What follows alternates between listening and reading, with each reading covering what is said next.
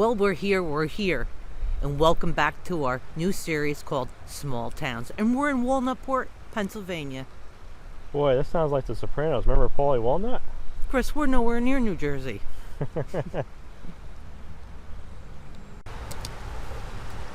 And this is the Lehigh River. Walnutport, Pennsylvania is a canal town.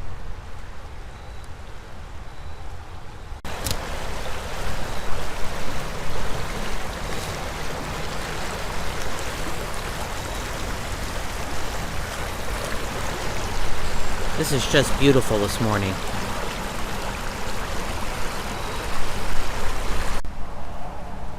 Walnutport. The Lehigh Canal is a central element in the story of northeastern Pennsylvania. For more than a century, it provided the means for countless loads of coal to make their way to market and to connect the communities that line its banks. Walnutport, named for its many walnut trees that grew in the area, is typical of the towns that flourish as a result of their location along the canal. During the mid-19th century, it served as a boat repair center. The Anchor Hotel, built in 1834, was a favorite stopping place for boat crews. In 1954, nearly a decade after the canal was ravaged by floodwaters, members of what would eventually become the Lehigh River Restoration Association realized that saving the canal, an integral part of their community's history, would require concerted community action. The loss of the canal would mean losing a part of the town's heritage, a landmark artery that lured their ancestors to Walnutport and influenced the growth of many towns along its length.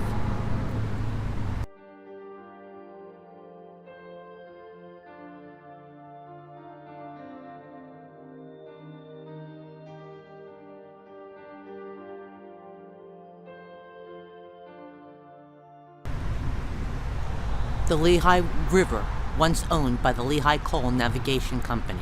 The Lehigh River was the only privately owned river in the United States. In 1818, the Pennsylvania legislature gave the company the right to make the river navigable for the transportation of coal. The Industrial Revolution was fueled by the hundreds of thousands of tons of coal and other raw materials transported down the river to Philadelphia. And it's also a trailhead to the D&L Trail.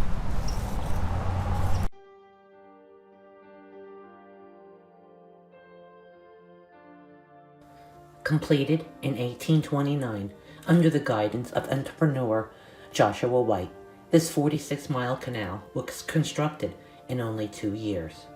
Operated by the Lehigh Coal Navigation Company, this hand-dug canal contained 52 locks and 8 dams. Canal boats transported coal from Munchunk to Philadelphia and made this one of the most profitable canals in Pennsylvania. The flood of 1942 ended 113 years of continuous use. And this is Canal Street. This side and this side. The Anchor Hotel, built in 1834. The Anchor Hotel was a 2.5-story, 6-bay stone building which included a 2-story double veranda. It originally served as a rest stop and tavern for both canal boat crews and passengers.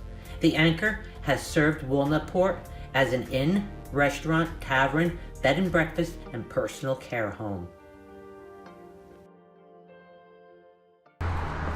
Actually, I went across to get a better picture of it. And there's a lot of car traffic here because this is a busy little town.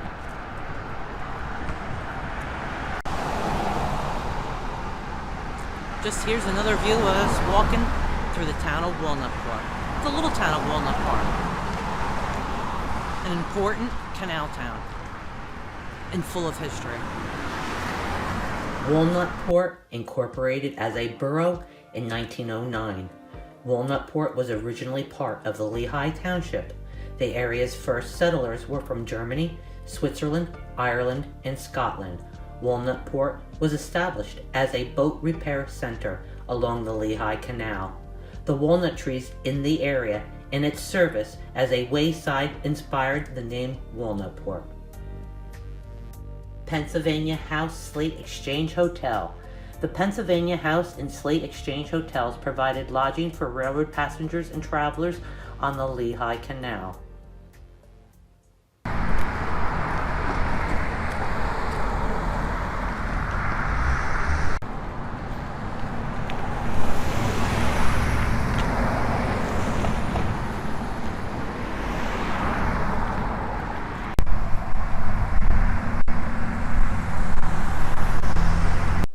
Diamond Fire Company. After initially meeting in 1893 in the George Roth Saloon, Diamond Fire Company was chartered in 1896. A barn on South Canal Street served as the company's first headquarters. After purchasing property at the corner of Main and Washington Streets, the fire company's building was constructed in 1910. The lumber for the station was salvaged from the former Citizens Electric Company, which was located along the Lehigh River. In 1913, the building housed council chambers and a police lockup.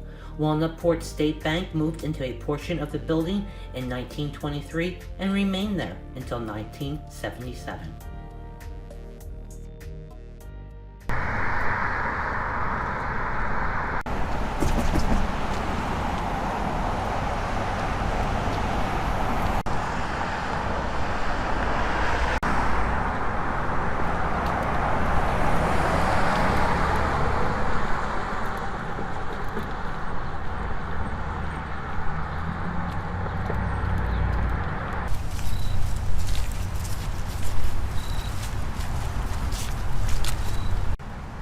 We used to trade a lot along the canal.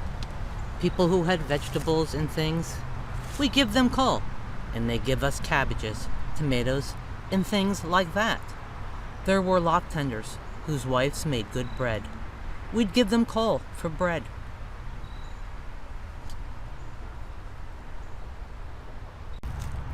Small towns grew along locks offering blacksmithing, a place to wet one's whistle, and a real bed. Doctors, dentists, and pastors treated body and spirit. Dependent upon each other, canalers and townspeople forged an extended family.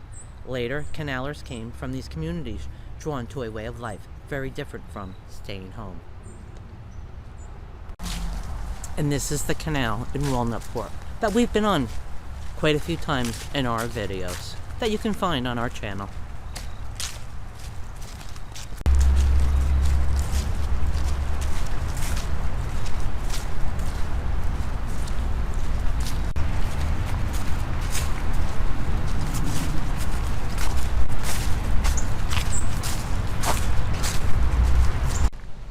And this is the restored lock tender's house that you can find on our channel. We did a video on this not too long ago. It's right here in Walnutport. In lock number 23, which is down there. That's interesting.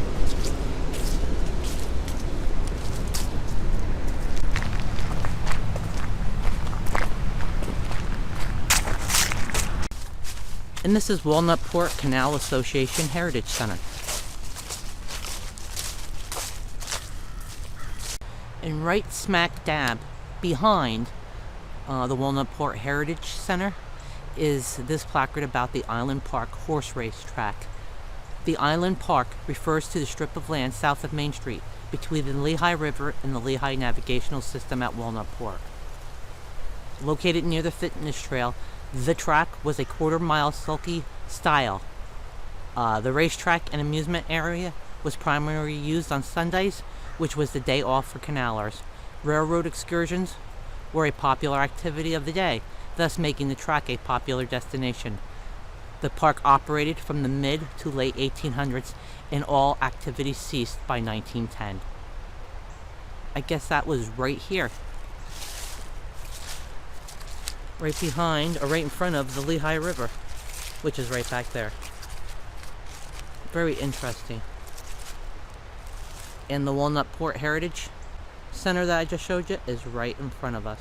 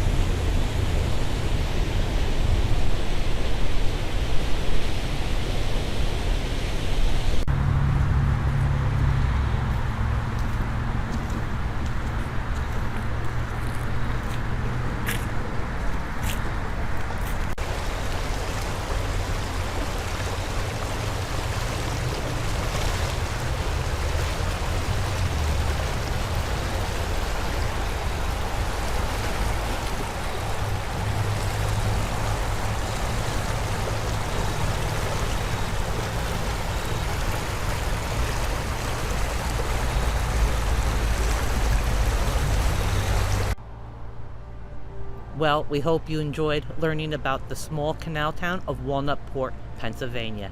And we'll be back to do other towns. And Chris, this just didn't remind you of Sopranos, right? Nope, there's no gangsters in this small town, as far as I know. We'll see you next time, everybody. Bye-bye.